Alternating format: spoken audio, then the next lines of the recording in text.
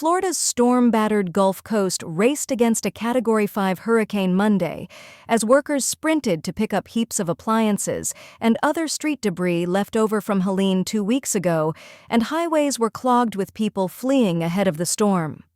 The center of Hurricane Milton could come ashore Wednesday in the Tampa Bay region, which has not endured a direct hit by a major hurricane in more than a century.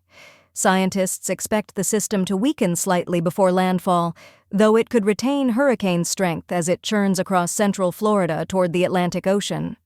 That would largely spare other states ravaged by Helene, which killed at least 230 people on its path from Florida to the Carolinas. Florida Governor Ron DeSantis said Monday that it was imperative for debris from Helene to be cleared ahead of Milton's arrival so the pieces cannot become projectiles. As evacuation orders were issued, forecasters warned of a possible 8 to 12-foot storm surge, 2.4 to 3.6 meters, in Tampa Bay.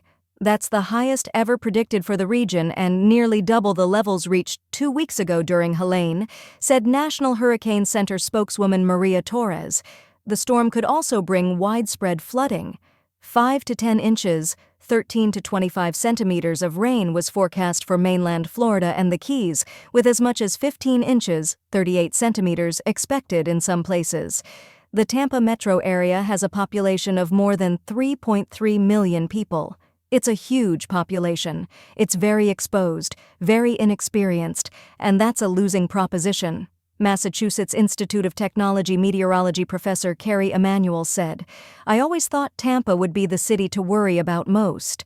Much of Florida's west coast was under hurricane and storm surge warnings.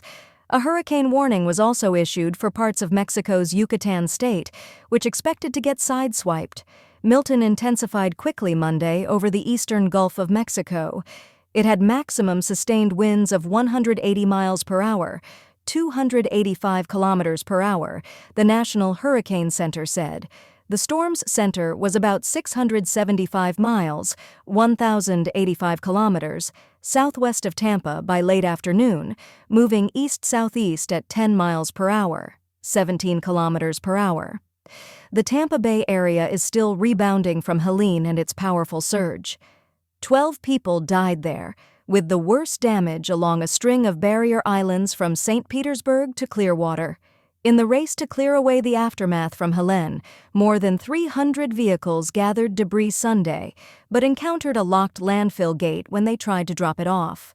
State troopers used a rope tied to a pickup truck and busted it open, DeSantis said. Even though the hurricane is predicted to weaken, we can't necessarily bank on that, DeSantis said. This will produce major damage whatever ends up happening, the governor said.